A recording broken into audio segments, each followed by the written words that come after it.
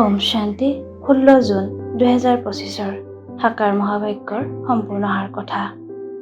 মৰমৰ সন্তানসকল, সদায় আনন্দিত হৈ থকা যে আমাক কোনো দেহধাৰীয়ে নপঢ়ায়।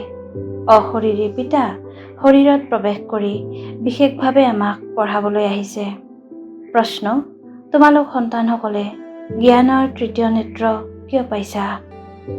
উত্তৰ: আমি জ্ঞানৰ তৃতীয় নেত্ৰ পাইছোঁ নিজৰ শান্তিধাম আৰু সুখধামক চাবলৈ।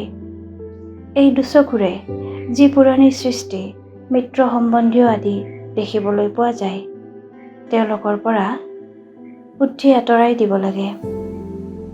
পিতা আৱৰ্জনাৰ মাজৰ পৰা উলিয়াই ফুল দেৱতা কৰি তুলিবলৈ আহিছে। গতিকে এনেহেন পিতাক সন্মানো জনাব লাগে। ধাৰণাৰ বাবে মুখ্য সাৰ: 1. বিকৰ্মৰ পৰা ৰক্ষা পাবলৈ বুদ্ধিৰ প্ৰীতি একমাত্ৰ পিতাৰ সৈতে গঢ়ি তুলিব লাগে। এই পচিব ধৰা দেহৰ অভিমান ত্যাগ কৰিব লাগে। 2. আমি যোদ্ধা, এইটো স্মৃতিৰে মায়াৰূপী শত্ৰুৰ ওপৰত বিজয় প্ৰাপ্ত কৰিব লাগে। মায়ালৈ প্ৰক্ষেপ কৰিব নালাগে।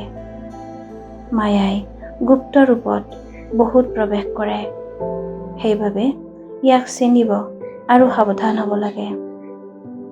বৰদান: মন, বাণী আৰু কৰ্মৰ পবিত্ৰতাত সম্পূৰ্ণ নম্বৰ লওঁতা।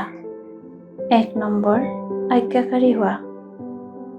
বিস্তাৰ: মনৰ পবিত্ৰতা অৰ্থাৎ সংকল্পটো যাতে অপবিত্ৰতাৰ সংস্কাৰ জাগ্ৰত নহয়।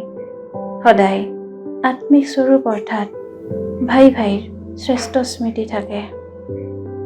বাণীত সদায় সত্যতা আৰু মধুৰতা থাকে। কৰ্মত সদায় নম্ৰ, সন্তুষ্ট আৰু হৰ্ষিত মুখৰ হয়। ইয়াৰ আধাৰতে নম্বৰ পোৱা যায় আৰু এনেকুৱা সম্পূৰ্ণ পবিত্ৰ আজ্ঞাকাৰী সন্তানসকলৰ পিতায়েও গুণগান কৰে।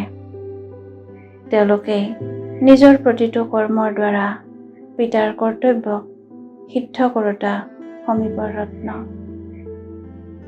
শ্লোগান: সম্বন্ধ সম্পৰ্ক আৰু স্থিতিত পাতল হোৱা, দিনচৰ্যাত নহয়। অব্যক্ত সংকেত: আত্মিক স্থিতিত থকাৰ অভ্যাস কৰা, অন্তৰ্মুখী হোৱা। অন্তৰ্মুখী আত্মাসকলে যেনেকুৱাই পৰিস্থিতি নহওক, ভালেই হওক বা অস্থিৰকৰতাই হওক, সকলো সময়ত সকলো পৰিস্থিতিত নিজক খাপ খুৱাই লয়। অকলে থাকক বা সংগঠনত থাকক, দুয়োটাতে খাপ খুৱাই লোৱা, এয়া হৈছে ব্ৰাহ্মণ জীৱন। ওম শান্তি।